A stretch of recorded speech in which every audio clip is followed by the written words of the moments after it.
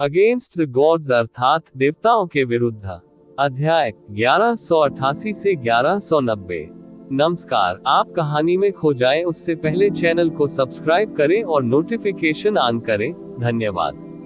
मेनू दिखाओ उपन्यास बिन उपन्यास देवताओं के विरुद्ध अध्याय 1188। पोन ने स्वीकार किया देवताओं के विरुद्ध C1188। पोन ने स्वीकार किया प्लेबलूम रात के 12 बजे ट्रूविट फुल स्क्रीन अध्याय 1188। पोन ने स्वीकार किया हुओरूली ने एक बड़ा कदम आगे बढ़ाया और जोर से हंसते हुए कहा, यंग यू सही है। यूना, तुम्हें इतना निराश होने की जरूरत नहीं है।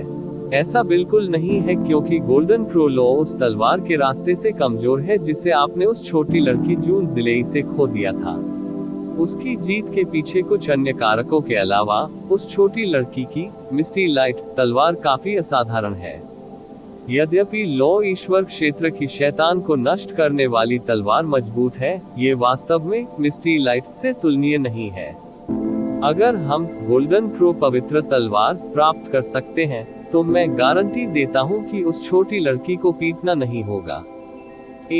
जब हुओरूली बोल रहा था, यूचे ने जल्दी से अर्थपूर्ण ढंग से उसकी ओर देखा। यदि अवसाद से बाहर आना इतना आसान होता तो इसे पहले स्थान पर अवसाद नहीं कहा जाता। इसके अलावा ये हुओपोन का खुद पर विश्वास था जिसने जीवन भर उसका साथ दिया था, जो लड़ाई के बाद टूट गया था। हालांकि अब वह थोड़ा आराम महसूस कर रहा था क्योंकि यूचे ने उसे समझाने और सांत्वना देने की कोशिश की थी, लेकिन उसके लिए इतनी आसानी से राहत महसूस करना बिल्कुल असंभव था। उसे वास्तव में ठीक होने के लिए बहुत लंबे समय की आवश्यकता होगी और अत्यधिक जल्दबाजी करने से केवल नकारात्मक परिणाम होंगे। जब तक कोई चीज उन्हें अवसाद के स्तर के समान या उससे भी अधिक मजबूत शक्ति की सकारात्मक उत्तेजना प्रदान नहीं कर सकती। यूचे की अर्थपूर्ण नजर को देखते हुए हुओरूली ने आज्ञाकारी रूप से अपना मुंह बंद कर लिया। हालांकि गोल्डन क्रो पवित्र तलवार क्या थी जिसका हुओरूली ने उल्लेख किया था? इसकी ध्वनि से ये जून जिली की मिस्टी लाइट से भी बेहतर लग रहा था। मास्टर, आपने अपनी प्रतिभा और गहन शक्ति को बहुत नुकसान पहुंचाने में संकोच नहीं किया ताकि यह शिष्य दिव्य आत्मा क्षेत्र तक पहुंच सके। हालांकि शिष्य ने अंततः आपको अपमानित किया, हुओपोन ने शर्मिंदा होकर कहा। आप अपने स्वामी का सबसे बड़ा गौरव है। ये पहले भी मामला रहा है और यह अब भी सच है, हुओरूली ने अपने प्रिय शिष्य की ओर देखते हुए अतुलनीय दृढ़ स्वर में कहा। भाई पोन, गोल्डन क्रो पवित्र तलवार क्या है जिसका उल्लेख संप्रदाय मास्टर हुओ ने अभी किया है?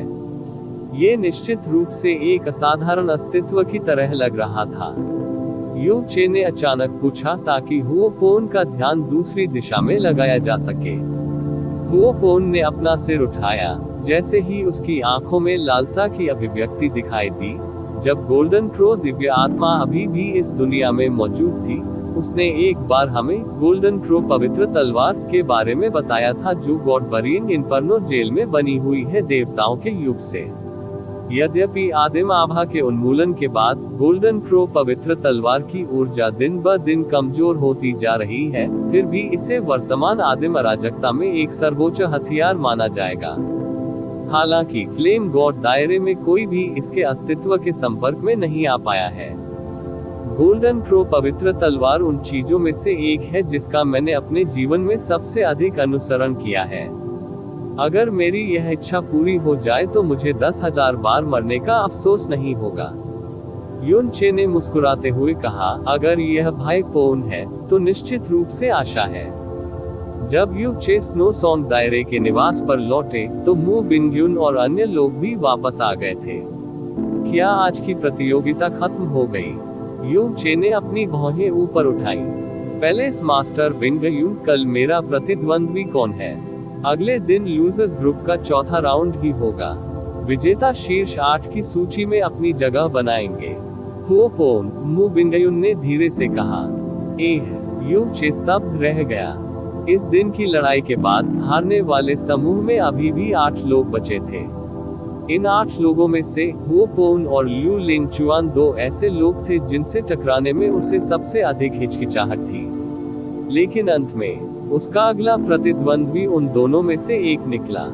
जब गहरी ताकत विकसित करने की बात आती है तो हुओ पोन वू गुइके से कमतर है, और गोल्डन क्रोलो, जो उसका सबसे मजबूत साधन है, आपके लिए ज्यादा खतरा पैदा नहीं करना चाहिए। इसलिए भले ही उसकी कुल ताकत वू गुइके से आगे निकल जाए, आपके लिए उसके खिलाफ जीतना और भी आसान होगा, ल्यू बिंगयुन ने कहा। युन चे ने कहा, ये बात नहीं है कि मैं उसके खिलाफ जीत सकता हूँ या नहीं। हुओ पोन ने हमेशा गोल्डन क्रोलो को अपना गौरव माना है, लेकिन जून जिले के केवल एक तलवार के हमले से पराजित होने के बाद उसे इतना बड़ा झटका लगा है कि उसे ये भी संदेह होने लगा है कि क्या गोल्डन क्रोलो की शक्ति वास्तव में इतनी महान है या नहीं, जैसा कि उसने ऐसा माना है।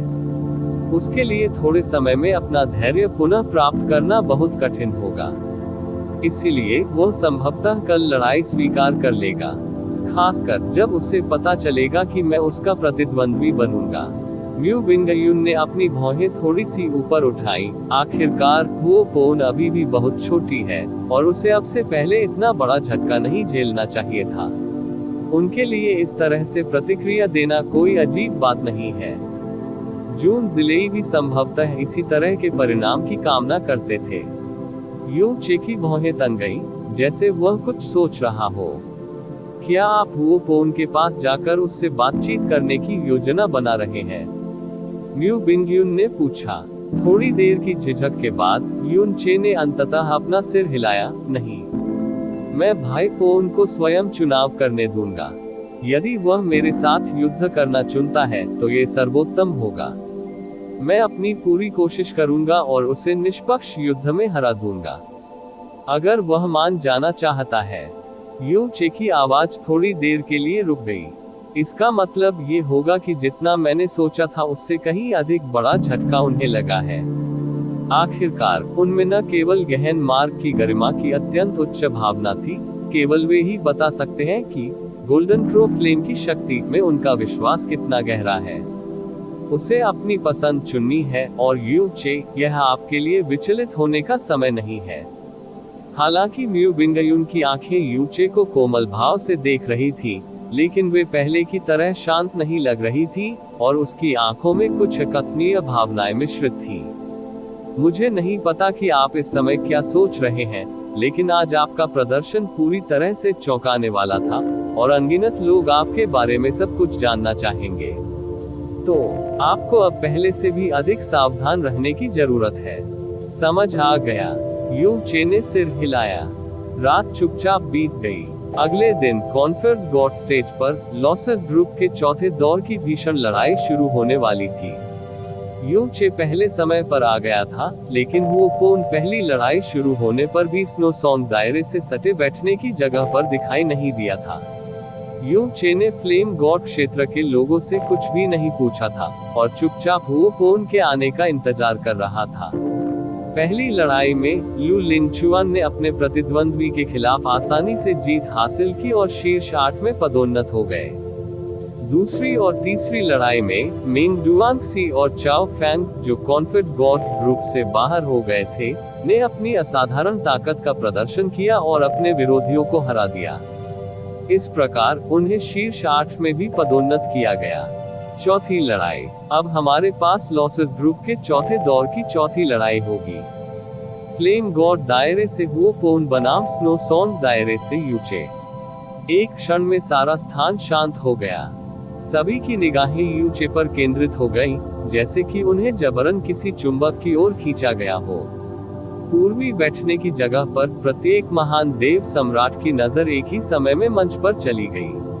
कैंग शिटियन, जो इतने समय से ओघ रहा था, तेजी से झरने की तरह सीधा बैठ गया। यहाँ तक कि लुओ चांगशेन को भी इस तरह का ध्यान बिल्कुल नहीं मिलेगा। युन चे अपने पैरों पर खड़ा हुआ, लेकिन उसने एक आह भरी। ऐसा इसलिए था क्योंकि हुओ पोन अभी भी प्रकट नहीं हुआ था, और यू चे आसपास के वातावरण में उसकी आभा को महसूस नहीं कर सका था। दोनों में से एक। यू चे हवा में उड़ गया और कॉन्फेड गॉड स्टेज पर उतरा। काफी समय बीत जाने के बाद ही सभी को पता चला कि युन चे का प्रतिद्वंद्वी फ्लेम गॉड दायरे के बैठने की जगह पर भी मौजूद नहीं था। इसी समय यान जुएहाई खड़े हुए। उन्होंने शांत स्वर में कहा, माननीय क्यू हुई, फ्लेम गॉड रियलम के शिष्य हुओ पोन अपनी गंभीर चोटों से पूरी तरह उबर नहीं पाए थे। कल की लड़ाई में टाइम व्हील पल के रूप में उसके पास पिछले अवसर पर पूरी तरह से उपयोग किया गया था, अतः वह युद्ध में भाग लेने में असमर्थ है। ये यान शिष्य हुओ पोन के स्थान पर स्वीकार करता है। यू चे। तुरंत दर्शकों के बैठने की जगह से सिसकारियां सुनी जा सकती थी। माननीय क्यू हुई की आंखें गंभीर हो गईं, जब उन्होंने भारी आवाज में कहा, सम्मानित ईश्वर, युद्ध में संबंधित ईश्वरीय उम्मीदवार के स्थान पर कोई भी कोई निर्णय नहीं ले सकता। फ्लेम गॉड दायरे के हुओ पोन 15 सांसों के समय में सम्मानित गॉड स्टेज पर जल्दी पहुंचे, अन्यथा यह माना जाएगा कि आपने युद्ध स्वीकार कर लिया है। माननीय क्यू हुई की आवाज सभी दिशाओं में गूंज उठी और 5 सांसें, 10 सांसें, समय तेजी से बीत गया। अंततः हुओ पोन 15 सांसों के बाद भी प्रकट नहीं हुआ। हुओ पोन कॉन्फिड गॉड स्टेज पर नहीं पहुंचे, जिसे युद्ध स्वीकार करने के रूप में देखा जाएगा। वह प्रोफाउंड गॉड कन्वेंशन में भाग नहीं ले सकता। यू चे जीत गया है और कल लॉसेस ग्रुप के 5वें दौर में प्रवेश करेगा। दर्शकों के बैठने की जगह पर जब लोग एक दूसरे से चर्चा कर रहे थे तो उनके चेहरे पर हर तरह के भाव थे। कुछ लोग आहें भर रहे थे, दूसरों के चेहरे पर हैरानी की झलक दिख रही थी। हो सकता है कि हुओ पोन को जून जिले के केवल एक तलवार के हमले से हार का सामना करना पड़ा हो, लेकिन ऐसा इसलिए हुआ क्योंकि उसका प्रतिद्वंद्वी भी उतना ही मजबूत था। ऐसा नहीं था कि वह बहुत कमजोर था। इसके विपरीत उन्हें पहले से ही प्रोफाउंड गॉड कन्वेंशन में अनगिनत लोगों की प्रशंसा और स्वीकृतियां मिल चुकी थी। दर्शकों का एक बड़ा हिस्सा और स्वयं मू बिंग्युन का भी मानना था कि उनकी कुल ताकत वू भुइके से भी ऊपर थी। इसलिए हर कोई वास्तव में उनके और यू चे के बीच लड़ाई का इंतजार कर रहा था। उन्हें उम्मीद नहीं थी कि हार के बाद वह टूट जाएंगे। जहां तक यान जुएहाई के स्पष्टीकरण का सवाल है कि हुओ पोन इसलिए नहीं आ सका क्योंकि वह अपनी चोटों से पूरी तरह से उबर नहीं पाया था, क्योंकि टाइम व्हील पल का पहले की तारीख में पूरी तरह से उपयोग किया जा चुका था, तो उन्हें इस पर बिल्कुल भी विश्वास नहीं हुआ। दर्शकों को यह अफसोसजनक लगा कि इतने आकर्षक काले घोड़े को प्रोफाउंड गॉड कन्वेंशन में अपनी यात्रा इस तरह से समाप्त करनी पड़ी। दर्शकों के बैठने की जगह पर लौटते हुए यू चे ने अंततः पूछा, संप्रदाय मास्टर हो भाई पोन। यान जुएहाई ने अपना सिर हिलाया और संक्षिप्त उत्तर दिया, यह आपकी वजह से नहीं है। युन चे ने अपने दिल में सोचा, ऐसा लगता है कि उसकी चिंताओं से छुटकारा पाने की मेरी कोशिश का केवल अस्थायी प्रभाव पड़ा। इसके बारे में सोचे, हुओ पोन का जीवन अब तक सुचारू रूप से चल रहा था और इस तरह के गंभीर झटके का सामना करना उसके लिए काफी भयानक अनुभव होगा। वह लड़की जून जिले सचमुच कुछ ज्यादा ही निर्दयी है। हम जिसके बारे में बात करते हुए, जून जिले की वर्तमान मानसिक स्थिति हुओ पोन से भी अलग नहीं होनी चाहिए। हालांकि स्नो सॉन्ग दायरे में उस घटना को काफी समय बीत चुका है, लेकिन जब भी वह मेरी ओर देखती है तो उसका हत्या करने का इरादा, गुस्सा और आक्रोश और भी अधिक बढ़ जाता है। वह मुझे पूरा निगलने के लिए मरी जा रही है। यार, मुझे इन बिगड़ेल युवाओं के बारे में क्या करना चाहिए? यू चे ने सिर हिलाते हुए आह भरी। इस तरह के परिणाम का मतलब था कि युनचे बिना कोई लड़ाई लड़े शीर्ष 8 की श्रेणी में प्रवेश कर जाएगा। उसने प्रारंभिक दौर में धोखा दिया और लड़ाई स्वीकार करने के कारण पहले दौर में हार गया, जिसने यू चे को प्रोफाउंड गॉड कन्वेंशन में सबसे बड़ा हंसी का पात्र बना दिया। यदि ईश्वर सम्राट शिटिन ने उस पागल की तरह हलचल नहीं मचाई होती, युनचे को अनंत स्वर्ग क्षेत्र से बाहर निकाल दिया गया होगा। भगवान सम्राट शिटिन ने ऐसा इसलिए किया था क्योंकि वह पूर्वी दिव्य क्षेत्र को परेशान करना चाहता था और पूर्वी दिव्य क्षेत्र को खुद को मूर्ख बनाते हुए देखना चाहता था। किसने सोचा होगा कि यूचे उन्हें बार बार इतना आश्चर्यचकित कर देगा कि उनकी आंखें भी बाहर आ जाएंगी और सबसे बड़े मजाक से लेकर सबसे बड़े ध्यान का केंद्र बन जाएंगी। इसके अलावा उन्होंने शीर्ष 8 में भी अपनी जगह बना ली थी। ये पूरी चीज बिल्कुल सबसे अनोखा विकास था जो कि कॉन्क्वेस्ट गॉड बैटल के इतिहास में देखा गया था। कॉन्क्वेस्ट गॉड बैटल में शीर्ष 8 में शामिल होने का क्या मतलब था? इसका मतलब था कि आपको पूरे पूर्वी दिव्य क्षेत्र के युवा गहन अभ्यासकर्ताओं में शीर्ष 8 में रखा गया था, जिनकी संख्या सितारों से कम नहीं थी। चूंकि यूनचे स्नो सॉन्ग दायरे से थे, वह सम्मानित गॉड कैंडिडेट्स के बीच एक मध्य सितारा क्षेत्र से एकमात्र व्यक्ति थे जिन्होंने शीर्ष 8 गहन चिकित्सकों के बीच लड़ाई में प्रवेश किया था। मध्य सितारा क्षेत्र के एक युवा गहन अभ्यासी ने ऊपरी सितारा क्षेत्र की अनगिनत युवा प्रतिभाओं को रौंद दिया था। इसमें कोई संदेह नहीं था कि जैसे ही यूचू का नाम पूर्वी दिव्य क्षेत्र में जाना जाने लगा, उसके बार अप्रत्याशित रूप से जीतने के कारण स्नो सॉन्ग क्षेत्र का नाम भी अभूतपूर्व ऊंचाइयों तक पहुंच जाएगा। कम से कम कॉन्क्वेस्ट गॉड बैटल की अवधि के दौरान स्नो सॉन्ग क्षेत्र का नाम सभी ऊपरी सितारा क्षेत्रों की प्रसिद्धि को पार कर जाएगा। पिछले दिनों बहुत दूर स्थित स्नो सॉन्ग क्षेत्र में खुशी का माहौल था।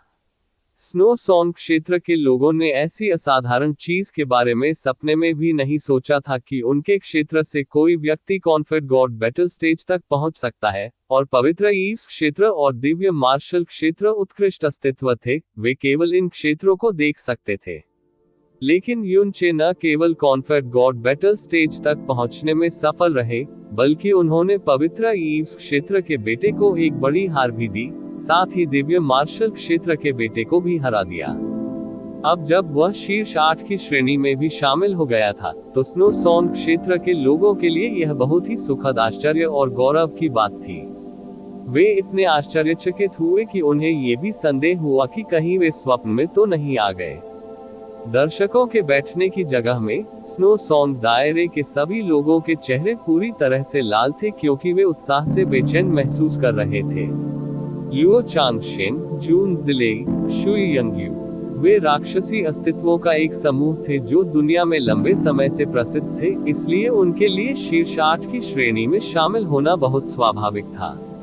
लेकिन स्नो सॉन्ग दायरे का एक शिष्य यूनचे वास्तव में उनमें से कुछ के समान प्रतियोगिता के चरण तक पहुंचने में सक्षम था। लेकिन यूनचे के चेहरे पर वास्तव में खुशी का कोई निशान नहीं था, क्योंकि उसका उद्देश्य शीर्ष 8 में से एक बनने से कहीं अधिक बड़ा था। म्यू बिंगयून की आंखें भी इस क्षण ठंडी और क्रिस्टलीय लग रही थी। उसने कॉन्क्वेस्ट गॉड स्टेज के ऊपर आकाश की ओर देखते हुए धीमे स्वर में यूनचे से कहा, अभी लॉसेस ग्रुप में आपके अलावा 3 अन्य लोग हैं, लू लिन चुआन, मिन डुआनेक्सी और चाओ फैंग।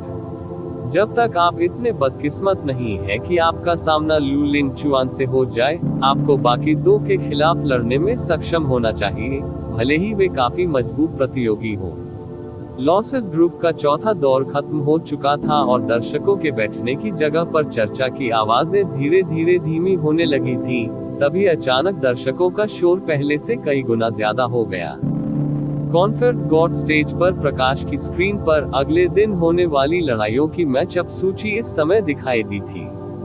कॉन्क्वेस्ट गॉड्स ग्रुप की तीसरे दौर की लड़ाई एक पवित्र ईस्ट क्षेत्र के लुओ चांगशेन बनाम जैस्पर हॉट स्वॉर्ड पवेलियन के जून जिलेई लड़ाई 2, ग्लेज्ड लाइट क्षेत्र के यंगयू बनाम ग्लेज्ड लाइट क्षेत्र के शुई मेइन हारने वाले समूह की 5वें दौर की लड़ाई 1, फ्लाइंग स्टार क्षेत्र की मिन डुआनेक्सी बनाम उगते सूरज पवित्र क्षेत्र के चाओ फैंग लड़ाई 2, कफन स्काई क्षेत्र के लू लिन चुआन बनाम स्नो सॉन्ग क्षेत्र के यूचे रिपोर्ट अध्याय टिप्पणियां संपर्क करें टॉस साइट में दान करें अध्याय 1189 सबसे मजबूत के बीच लड़ाई। अगले दिन की लड़ाइयों की सूची देखकर सभी के मन में उत्साह का संचार होने लगा।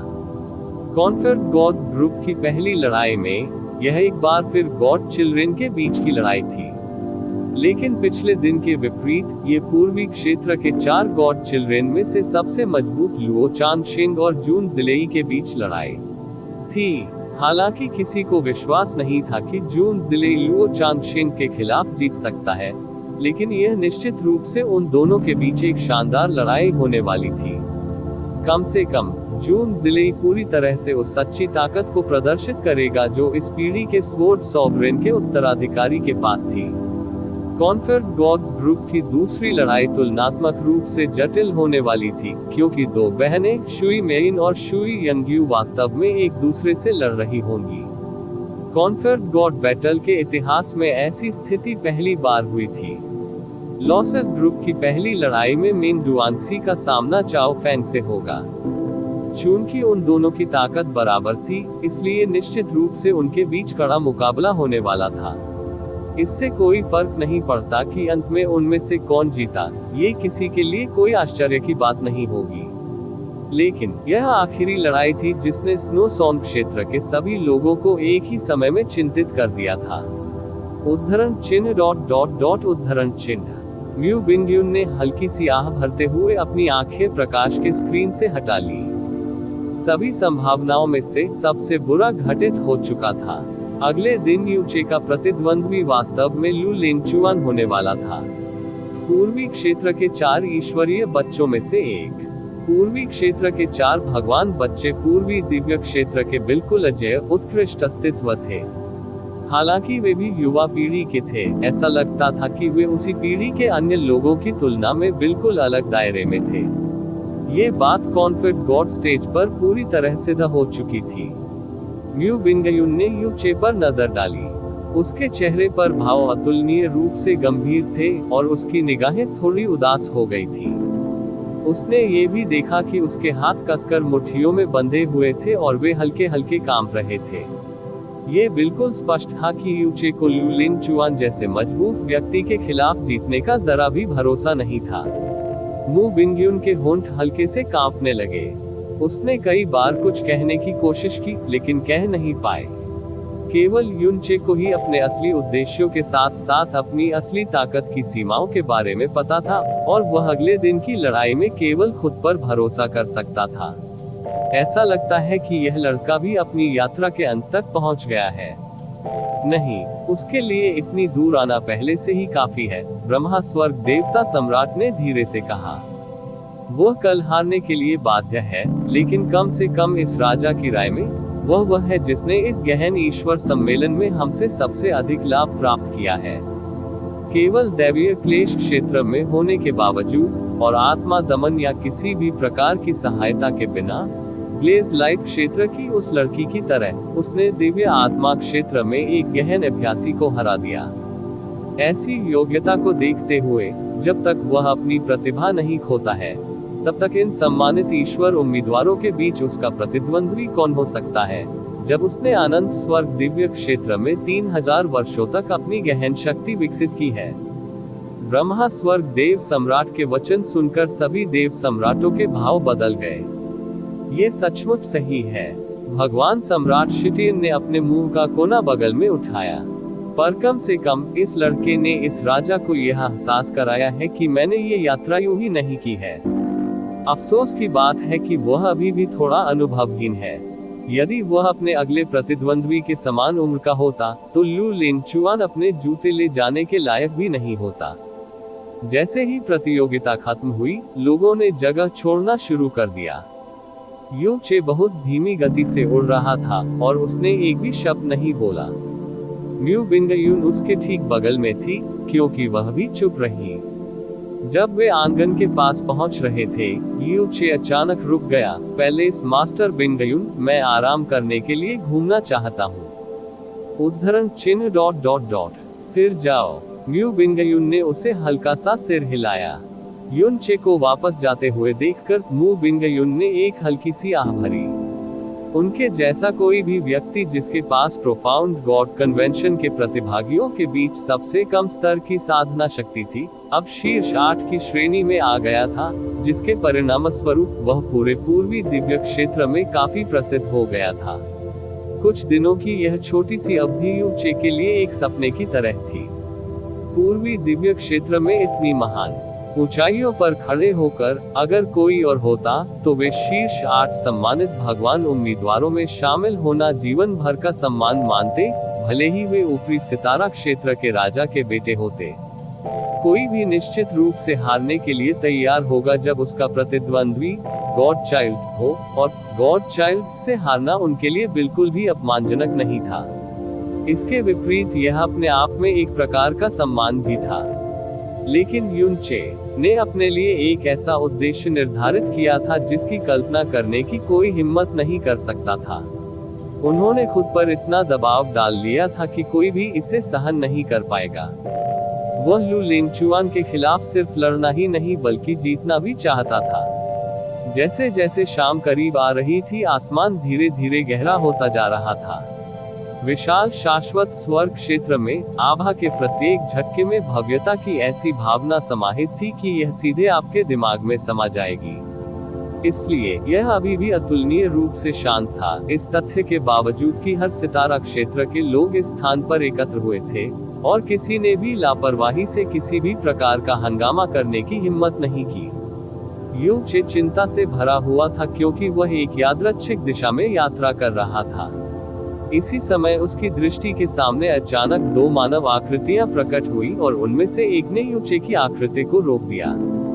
इस व्यक्ति का शरीर लंबा और चौड़ा था, उनकी आंखें गंभीर और शक्तिशाली दिखती थी और उनकी आभा पहाड़ की तरह गहरी और मजबूत थी।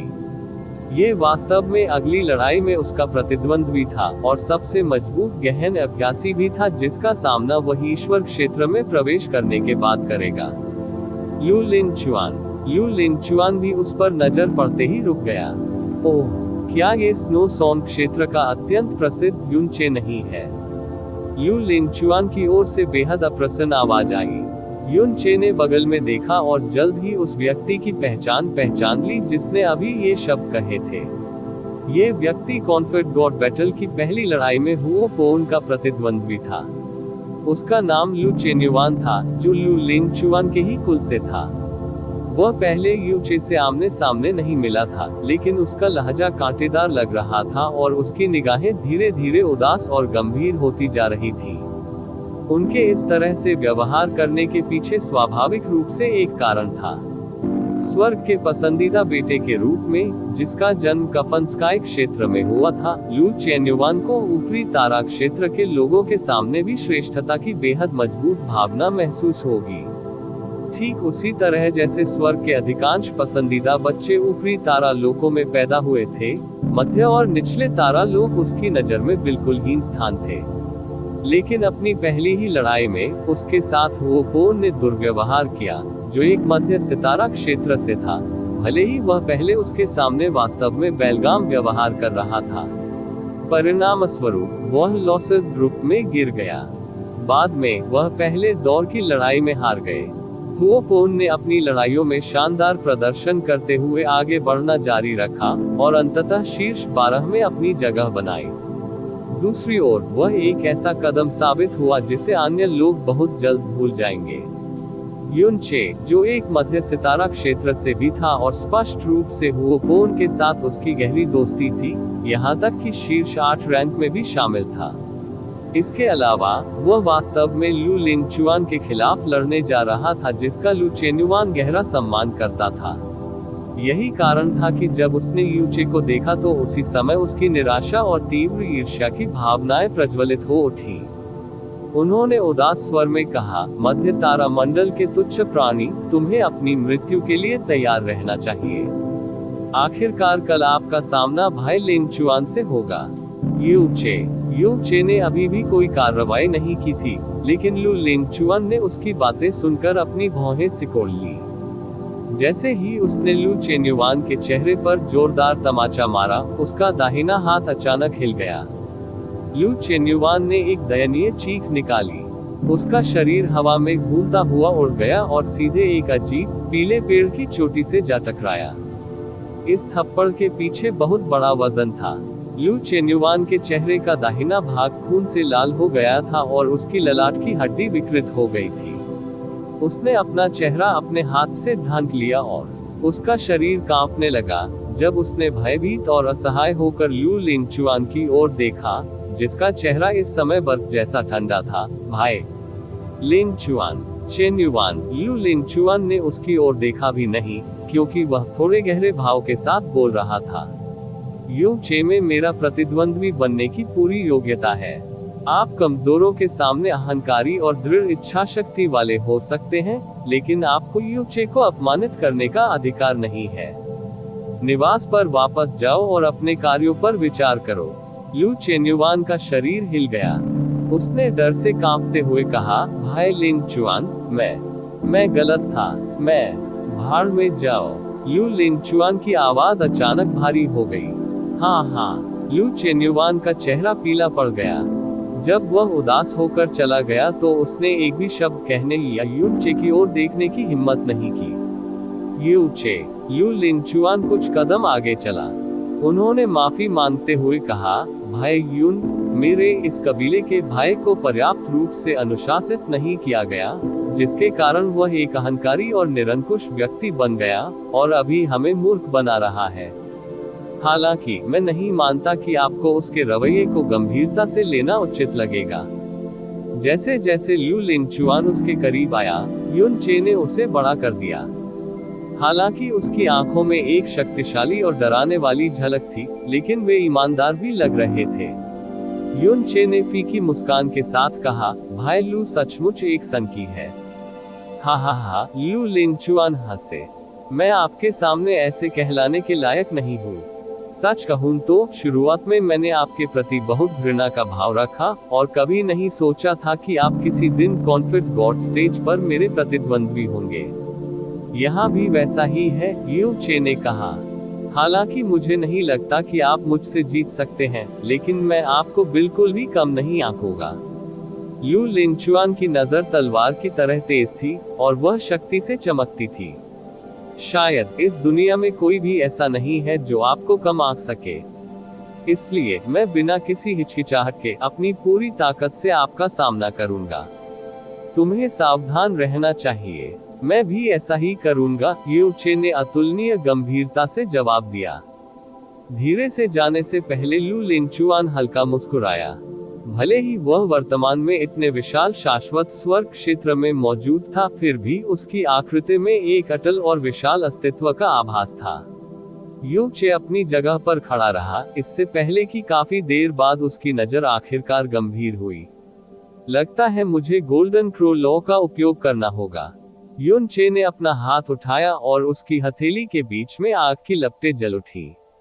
अभी मैं अधिकतम 100 सांसों के समय तक ही रंबलिंग हेवन स्थिति को बनाए रख सकता हूँ। जिस क्षण मैं अपनी सबसे शक्तिशाली स्थिति में रहने में असमर्थ हो जाऊंगा, मैं करूंगा तुरंत हार झेलनी पड़ेगी, वापसी की कोई उम्मीद नहीं रहेगी। इसीलिए मुझे हर कीमत पर 100 सांसों के समय में लू लिन चुआन को हराना होगा। अन्यथा लू लिन चुआन की ताकत को देखते हुए ये कल्पना करना आसान था कि 100 सांसों के बहुत ही कम समय में उसके जैसे गॉड चाइल्ड को हराना कितना मुश्किल होगा। इसके अलावा वह चीज जिसने इसे और भी मुश्किल बना दिया था, सच्चाई ये थी कि लू लिन चुआन रक्षा में सबसे अधिक कुशल था। यही कारण था कि यूनचे को पूरी तरह से रक्षा छोड़नी पड़ी और अपनी सारी शक्ति दूसरे पक्ष पर हमला करने में लगानी पड़ी। तभी उसके लिए जीत की थोड़ी सी संभावना होगी। Ice phoenix god investiture canon ऐसी स्थिति में उसकी ज्यादा मदद नहीं कर पाएगा, क्योंकि यह मुख्य रूप से शक्तिशाली रक्षा और गहन ताकत पर नियंत्रण प्रदान करता है। उसे गोल्डन क्रो लॉ का उपयोग करना पड़ा, जिसमें सबसे मजबूत जलने और विनाश की शक्ति थी। यू चे तुरंत अपने आंगन में नहीं लौटा और इसके बजाय वो रूली की तलाश के लिए फ्लेम गॉड दायरे के निवास पर चला गया। संप्रदाय मास्टर हुओ, ये कनिष्ठ आपसे कुछ मदद मांगना चाहता है। इस दिन दर्शकों के बैठने का क्षेत्र पहले से ही लोगों से पूरी तरह भरा हुआ था। पूर्वी दिव्य क्षेत्र में हर जगह पाई जाने वाली तारा पट्टिकाओं के सामने अनगिनत गहन अभ्यासी भी एकत्र हुए थे। ऐसा इसलिए था क्योंकि इस दिन पहली लड़ाई गॉड चिल्ड्रन के बीच थी, जिसके बारे में सोचकर ही लोग उत्साहित हो जाते थे। पूर्वी क्षेत्र के 4 भगवान बच्चों में लुओ चांगशेन सबसे मजबूत था और लू लिन चुआन सबसे कमजोर था। चूंकि जून जिलेई और शुई मेइन ने कभी एक दूसरे के खिलाफ लड़ाई नहीं लड़ी थी, इसलिए ये बताना मुश्किल था कि उनमें से कौन अधिक मजबूत था। इसलिए लू चांगशेन और जून जिलेई के बीच की लड़ाई को निश्चित रूप से पूर्वी दिव्य क्षेत्र की युवा पीढ़ी के बीच 2 सबसे मजबूत लोगों के बीच की लड़ाई माना जा सकता है। यह मूल रूप से पहले से हो रही प्रतियोगिता की अंतिम लड़ाई के बराबर था। युन चे भी जल्दी आ गया था और वह निश्चित रूप से कॉन्फेड गॉड स्टेज को देख रहा था। अब हमारे बीच कॉन्फेड गॉड्स ग्रुप के तीसरे दौर की पहली लड़ाई होगी। पवित्र ईस्ट क्षेत्र के लुओ चांगशेंग बनाम स्वॉर्ड सॉवरेन के उत्तराधिकारी जून जिलेई। जून वुमिंग दर्शकों के बैठने की जगह के बाहर खड़े थे। उसकी सफेद दाढ़ी हवा में उड़ रही थी और उस पर एक उत्कृष्ट प्राणी का आभास हो रहा था। लियर, अब जाने का समय हो गया है, जून वुमिंग ने धीरे से कहा। आप और वह एक ही पीढ़ी के हैं और वह संभवतः आपके जीवन का सबसे मजबूत प्रतिद्वंद्वी होगा। आज आप दोनों के बीच पहली लड़ाई है, इसलिए आपने अपने जीवन में जो कुछ भी सीखा है उसका उपयोग उसके खिलाफ करें। सफलता या असफलता की चिंता मत करो। समझ गया मास्टर। शिष्य तुम्हें अवश्य निराश नहीं करेगा। जून जिलेई के चेहरे पर कोई डर नहीं था, इस तथ्य के बावजूद कि वह लुओ चांगशेंग से लड़ने वाली थी। दूसरी ओर पवित्र ईस्ट क्षेत्र के राजा लुओ शांगचेन ने लुओ चांगशेंग के कंधे को थपथपाया। चांगशेंग, ये केवल सम्मानित भगवान की लड़ाई की कोई लड़ाई नहीं है।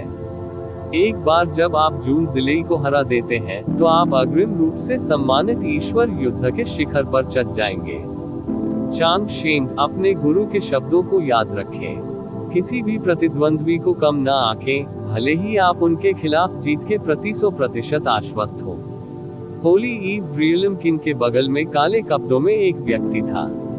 वह एक शानदार और आकर्षक युवती थी जिसके लंबे बाल उसके कंधों तक लटके हुए थे। उसकी आवाज धीमी थी और उसकी आंखों में प्यार भरा भाव था।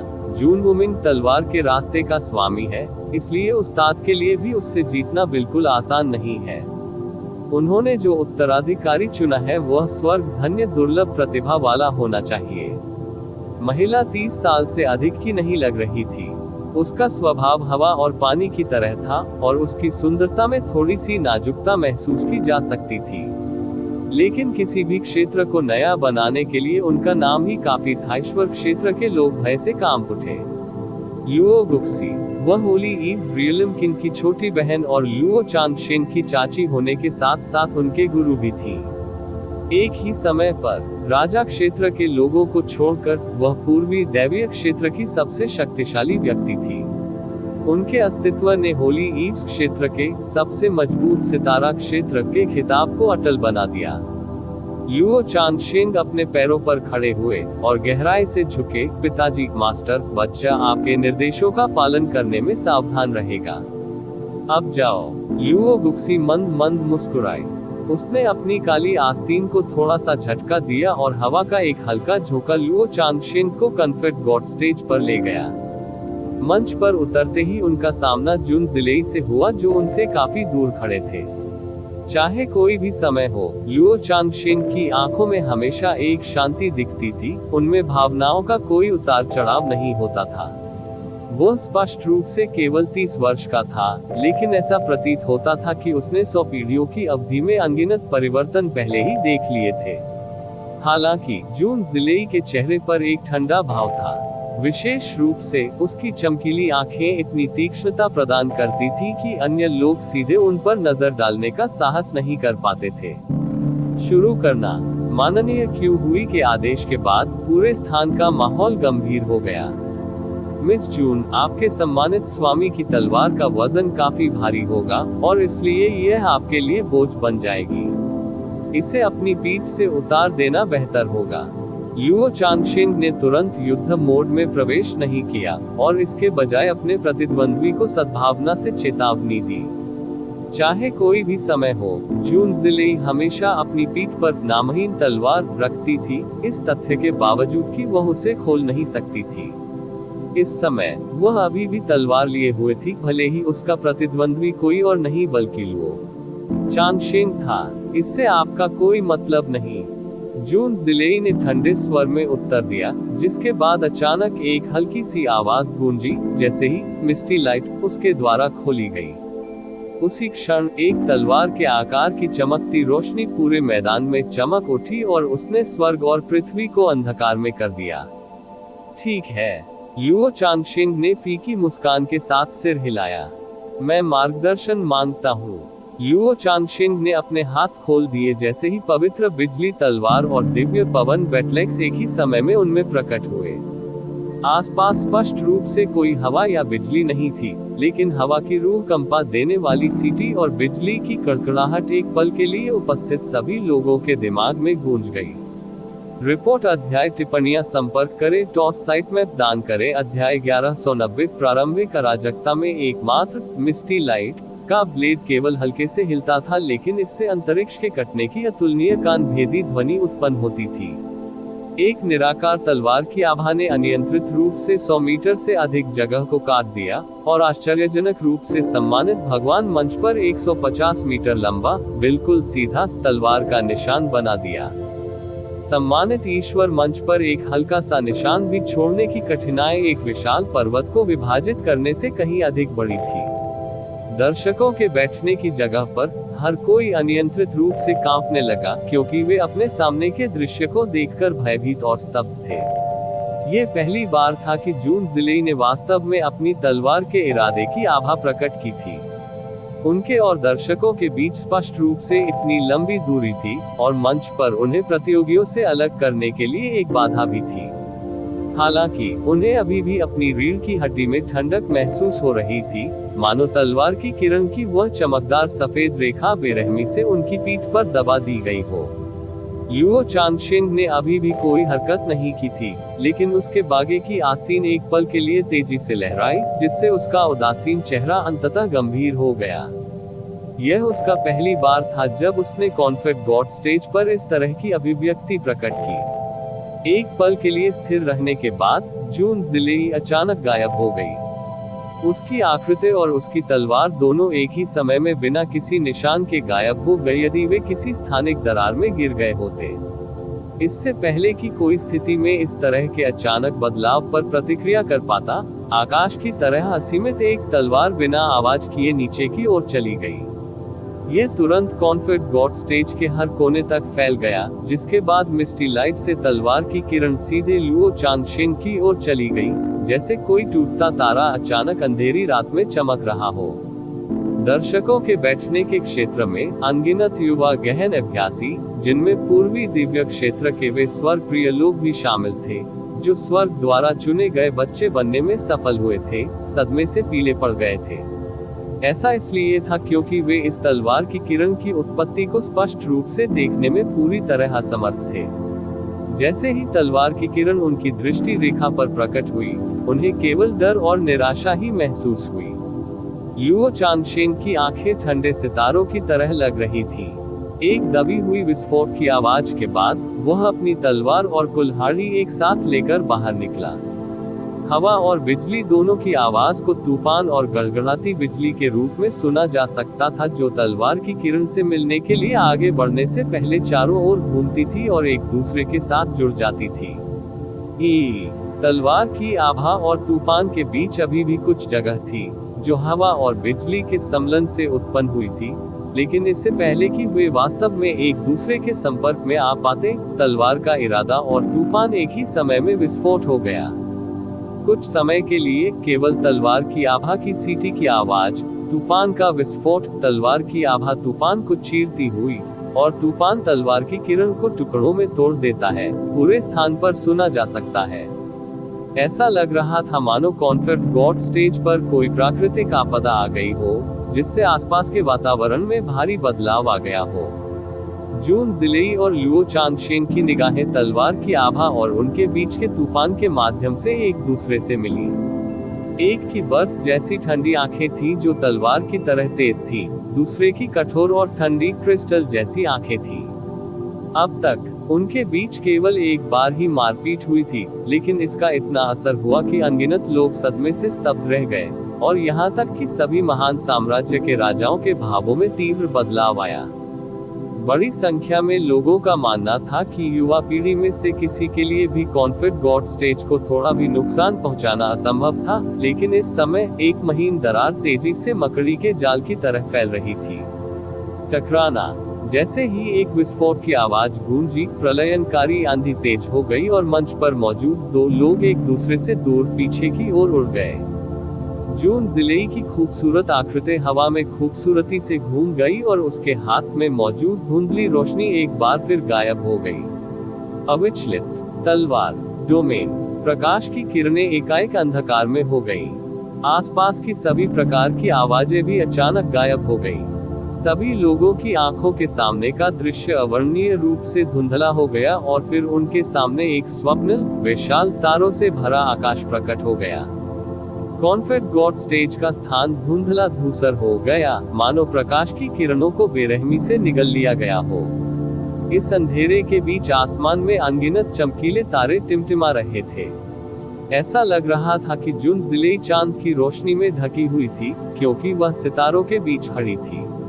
पूरा दृश्य ऐसा प्रतीत हो रहा था मानो असंख्य तारे हाथ जोड़कर दिव्य महल के पवित्र, शक्तिशाली और उदात्त अस्तित्व वाले चंद्र देवता का स्वागत कर रहे हों। जैसे ही अनगिनत सितारे लुओ चांगशेन की ओर चमके, उनके पूरी तरह से मटमैले भूरे शरीर ने उन्हें इस अचानक खुली दुनिया में काफी नीचा और क्षुद्र बना दिया। ये है अविचलित तलवार डोमेन। होली ईव रियलिम किंग ने भारी आवाज में कहा।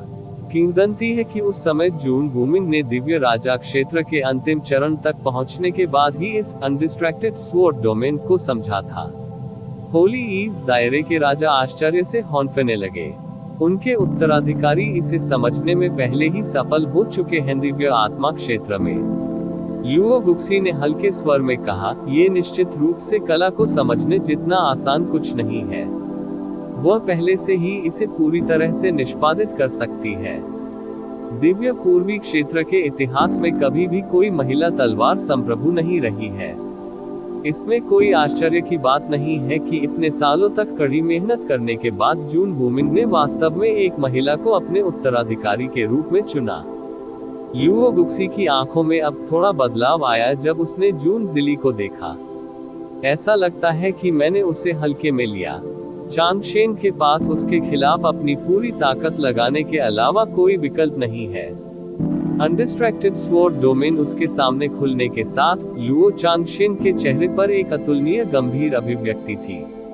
बिजली की चमक उसके शरीर पर फैल गई और कानों को भेदने वाली ध्वनि पूरे स्थान पर गूंज उठी, लेकिन उसकी पुतलियां धीरे धीरे हरे रंग की हो रही थी। नोट: यहाँ दिव्य आत्मा का तात्पर्य साधना पथ में उनके विकास से है। जिस प्रकार जो लोग दिव्य राजा क्षेत्र तक पहुँचते हैं, उन्हें दिव्य राजा कहा जाता है। एक बार जब गहन अभ्यासकर्ता दिव्य आत्मा क्षेत्र तक पहुँच जाते हैं, तो उन्हें दिव्य आत्माएं कहा जाता है। बेशक ये दिव्य आत्माएं और आइस फीनिक्स और गोल्डन क्रो जैसे प्राणियों की दिव्य आत्माएं दो पूरी तरह से अलग चीजें हैं। उनकी दिव्य आत्मा की आभा, जो तेजी से सघन होती जा रही थी, तलवार क्षेत्र से घिरे स्थान में उतार चढ़ाव करती रही। जब लोगों ने आभा की एक तीव्र तरंग को देखा तो उनकी सांसें थम गईं। एक सेकंड में सभी तारे भयानक तलवार की किरणों में बदल गए, और जैसे कि वे स्वर्ग द्वारा भेजी गई सजा का एक रूप थे, उन्होंने तुरंत लुओ चांगशेन की ओर हमला कर दिया।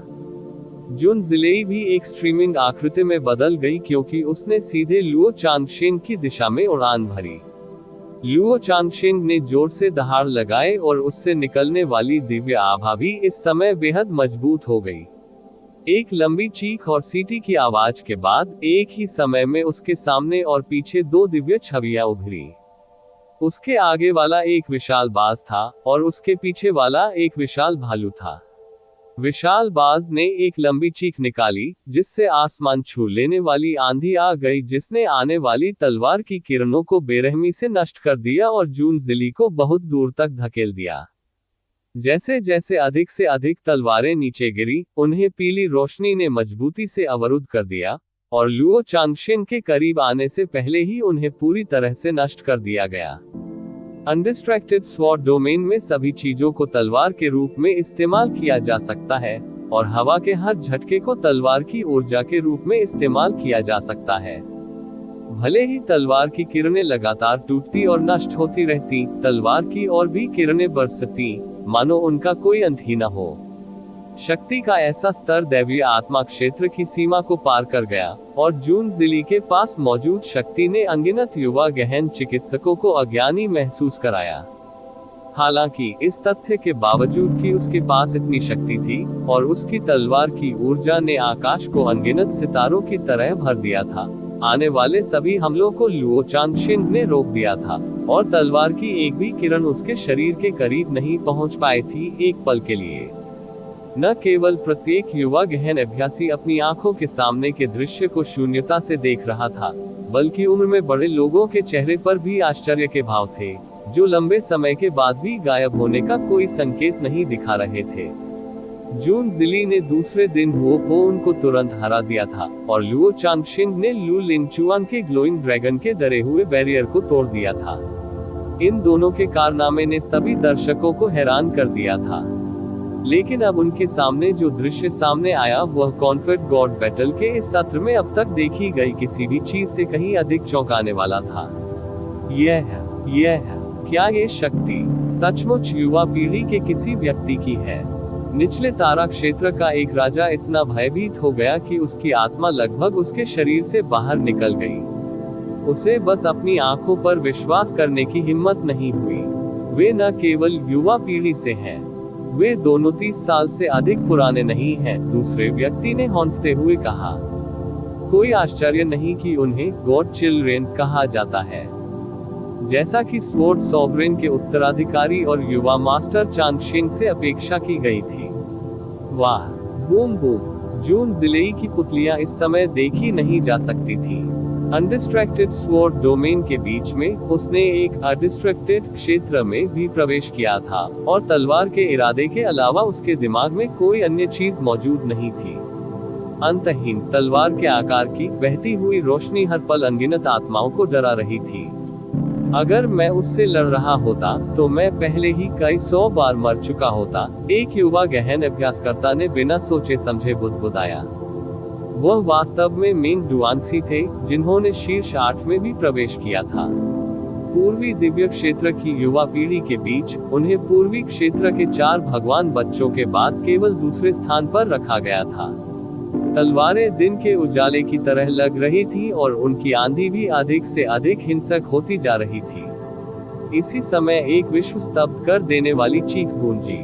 इसके तुरंत बाद लुओ चांगशेंग की पुतलियों में एक असामान्य रोशनी चमकी और उसके सामने विशाल बाज और उसके पीछे विशाल भालू की छवियां अचानक फूट गईं। बूम! इससे पहले कि वे अव्यवस्थित तरीके से आगे बढ़े, झटके की लहरों के प्रभाव से सभी तलवार की किरणें बलपूर्वक तितर बितर हो गईं। अनडिस्ट्रैक्टेड स्वॉर्ड डोमेन के अंदर अचानक एक अजीब दरार खुल गई, जिसके बाद ये पूरी तरह से ढह गया और विघटित हो गया। जून जिलेई की आंखों का ध्यान फिर से केंद्रित हो गया, क्योंकि उसका पूरा शरीर तीव्रता से कांप रहा था। गहन ऊर्जा के विस्फोट से उत्पन्न तूफान के बीच वे दोनों अनियंत्रित रूप से उड़ गए, और जब उनके शरीर रुके तब तक वे एक दूसरे से 50 किलोमीटर दूर हो चुके थे। आकाश में बहते हुए जून जिलेई का शरीर थोड़ा हिल गया और उसका चेहरा एक पल में भयानक रूप से पीला पड़ गया। ये स्पष्ट था कि उसे आंतरिक चोटें लगी थी, जिसे उसने अपनी अतुलनीय दृढ़ इच्छाशक्ति से जबरन दबा दिया। लुओ चांगशेंग भी हल्के हौंकते हुए आकाश में बह रहा था। उसके पास से एक ठंडी हवा चली, जिसके बाद उसकी बाईं आस्तीन अचानक टुकड़ों में बदल गई, जिससे आकाश भर गया। खून उसकी बाह पर बहकर उसकी उंगलियों पर इकट्ठा हो गया और जमीन पर टपकने लगा। किसी समय उसके चेहरे पर एक खूनी घाव भी खुल गया था। दर्शकों के बैठने का क्षेत्र एकदम खामोश हो गया। लुओ चांगशेंग ने अपना दाहिना हाथ बढ़ाया और उस गहरे खूनी निशान को सहलाया। उसकी उंगली और अंगूठे के बीच खून की एक बूंद सावधानी से रखी हुई थी। अपनी उंगलियों पर गहरा लाल खून देखकर उसने हल्की सी आह भरी, बहुत समय हो गया है जब से मैंने आखिरी बार अपना खून देखा है। उसने दिव्य पवन बैटलेक्स को हटा दिया और उसके हाथ में केवल पवित्र बिजली की तलवार बची थी। इसी समय वह अचानक मंद मंद मुस्कुराया और उसने धीरे से अपनी तलवार उठाए और जून जिलेई की ओर इशारा करते हुए कहा, जैसा कि तलवार संप्रभु के उत्तराधिकारी से अपेक्षित था। उस स्थिति में चांगशेंग आपका सामना करने के लिए अपनी तलवार का उपयोग करेगा। ZZZNG। किसी अज्ञात स्थान से विस्फोट की बेहद धीमी आवाज आई, जो 5000 किलोमीटर दूर से बिजली की गड़गड़ाहट जैसी लग रही थी। लुओ चांगशेन के शरीर पर बिल्कुल आश्चर्यजनक आभा इस समय अचानक नाटकीय रूप से बढ़ गई। आभा का एक निराकार विस्फोट पूरे कॉन्फेड गॉड स्टेज में फैल गया, जिससे जून जिले से निकलने वाली खतरनाक तलवार की आभा अचानक काफी कम हो गई, जैसे कि वह समुद्र में डूब गई हो। था दिस लुओ चांगशेन ने अभी भी अपनी पूरी ताकत का इस्तेमाल नहीं किया है। दिव्य आत्मा क्षेत्र के चरम स्तर का शिखर नहीं, यह उस गहन शक्ति से अतुलनीय है जो इस बूढ़े व्यक्ति के पास दिव्य आत्मा क्षेत्र के अंतिम स्तर पर थी। इस तरह का आत्मा दमन पहले से ही दिव्य राजा क्षेत्र के बराबर है। उद्धरण चिन्ह ... पहले मुझे हमेशा लगता था कि यंग मास्टर चांगशेन से संबंधित अफवाहें कुछ ज्यादा ही बढ़ा चढ़ाकर बताई गई थी। ऐसा किसने सोचा होगा, वह उसके बारे में अफवाहों से भी बेहतर होगा। पूर्वी दिव्य क्षेत्र की यह पीढ़ी बिल्कुल अथाह है। जून जिले द्वारा घायल होने के बाद लुओ चांगशेन ने अंततः अपनी पूरी ताकत लगा दी थी। उसकी आंखों का रूप और उसके चारों ओर की आभा पूरी तरह से बदल गई थी। सभी की निगाहें दृढ़ता से उस पर टिकी थी, मानो कोई अप्रतिरोध्य चुंबक उन्हें आकर्षित कर रहा हो। इस क्षण से ऐसा लगने लगा कि वह संपूर्ण स्वर्ग और पृथ्वी का केंद्र बन गया है। जून जिले के लंबे बाल हवा में उड़ गए और जब वह तूफान के बीच में खड़ी थी तो उसके सफेद वस्त्र लहरा रहे थे। ऐसा लग रहा था मानो उसकी आंखों में 10,000 तलवारें धंसी हुई हो और वे और भी अधिक बर्फ जैसी ठंडी और भयानक लग रही थी। हालांकि इस समय लुओ चांगशेन के हाथ में केवल पवित्र बिजली की तलवार थी, लेकिन उससे आने वाली शक्ति कुछ समय पहले की तुलना में कहीं अधिक थी। उसने धीरे धीरे अपनी तलवार उठाए और जब तलवार की नोक अंततः आकाश की ओर कर दी गई, तो आकाश से बिजली का एक झटका नीचे गिरा और उसकी तलवार के ब्लेड से जुड़ गया। कुछ ही देर बाद भेड़िए की धीमी चीख सुनाई दी, Windy Hawk, Rock Bear, Lightning Bolt. उसने न केवल 3 प्रकार की गहन शक्तियां विकसित की हैं, बल्कि उसे 3 प्रकार का दिव्य रक्त भी विरासत में मिला है। भगवान सम्राट शिटियन की आंखों में एक असामान्य भाव था। ये लड़का सचमुच एक राक्षस है। 3 प्रकार की गहन शक्तियों का सफलतापूर्वक अभ्यास करने में सक्षम होना एक व्यक्ति की अंतिम सीमा है, और इसी तरह 3 प्रकार की दिव्य शक्ति विरासत का होना भी है। चाहे पहले वाला हो या बाद वाला, दोनों ही बहुत कम देखने को मिलते हैं। हालांकि किसी व्यक्ति के लिए इन दोनों अंतिम सीमाओं को प्राप्त करना। ड्रैगन मोनार्क की आंखों में नजर थोड़ी गंभीर हो गई। आपके पूर्वी दिव्य क्षेत्र की तो बात ही छोड़िए, संपूर्ण देव क्षेत्र के इतिहास में भी 20 से अधिक लोग ऐसे नहीं हैं जिन्होंने ऐसी उपलब्धि हासिल की हो। इसके अलावा आदिम आभा के लगातार कमजोर होने का मतलब है कि स्वर्ग प्रदत्त प्रतिभा और असाधारण शरीर वाले कम और कम लोग दुनिया में दिखाई देंगे। फिलहाल लुओ चांगशेन पूरे ईश्वर क्षेत्र और यहाँ तक कि प्रारंभिक अराजकता में ऐसी योग्यता वाला एकमात्र व्यक्ति होना चाहिए। ड्रैगन मोनार्क ने अतुलनीय गंभीर स्वर में कहा, आपके पूर्वी दिव्य क्षेत्र की यह पीढ़ी निश्चित रूप से असाधारण रूप से चमकदार होने वाली है। वास्तव में इस पीढ़ी में कई युवा हैं जो असाधारण रूप से प्रतिभाशाली हैं। लेकिन मुझे हमेशा यह एहसास होता है कि उन्होंने उस विपत्ति का सामना करने के लिए जन्म लिया है जो अंततः हम पर आएगी। अनंत स्वर्ग, भगवान सम्राट ने कहा। ड्रैगन मोनार्क, हाँ, अनंत स्वर्ग देव सम्राट ने मंद मंद मुस्कुराते हुए अपना सिर हिलाया। लेकिन मुझे उम्मीद है कि अंत में सब कुछ आधारहीन चिंता साबित होगी।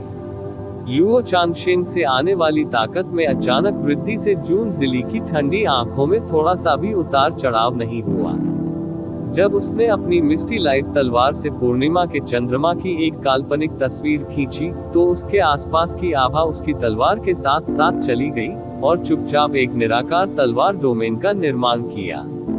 पलक झपकते ही उसके चारों ओर तलवार की ऊर्जा अव्यवस्थित रूप से प्रवाहित होने लगी और लुओ चांगशेन से उत्सर्जित होने वाली जबरदस्ती और बढ़ती आभा को तेजी से नष्ट कर दिया। उसके लंबे बाल हवा में उड़ गए और उसकी आंखों से तलवार की रोशनी फूट पड़ी। अंतहीन तलवार ने लुओ चांगशेन की नाटकीय रूप से बढ़ी हुई जबरदस्ती को पूरी तरह से खारिज कर दिया, क्योंकि वह एक बार फिर से सम्मानित गॉड स्टेज पर उतरी। इसके बाद लुओ चांगशिंग ने हमला करने की पहल की। पवित्र बिजली की तलवार को हवा में घुमाते हुए एक बैंगनी बिजली की तलवार की किरण अचानक निकली और 3000 मीटर से अधिक लंबे बिजली के ड्रैगन में बदल गई। उसमें विश्व भयंकर शक्ति का संचार हो रहा था। जून जिलेई का चेहरा चमक उठा क्योंकि वह एक पल में अपने प्रतिद्वंद्वी के 50 किलोमीटर करीब पहुंच गई। उसकी तलवार की धार पर एक तेज रोशनी जमा हो गई और वह चमकने लगी इस हद तक कि हर किसी को ऐसा महसूस हो रहा था मानो उनकी आंखों में सुइयां चुभोई जा रही हो। स्टार ब्रेकिंग कला। एक तेज रोशनी अचानक चमकी और एक पल के लिए हवा में फैल गई। हालांकि इसने अपने पीछे एक काली रेखा छोड़ दी थी। अंतरिक्ष वास्तव में विभाजित हो गया था। रिपोर्ट अध्याय टिप्पणियां संपर्क करें टॉस साइट में दान करें। इसी प्रकार के अपडेट्स लेते रहने के लिए हमारे चैनल ऑडियो बुक्स 108 को सब्सक्राइब करें और नोटिफिकेशन ऑन करें। धन्यवाद।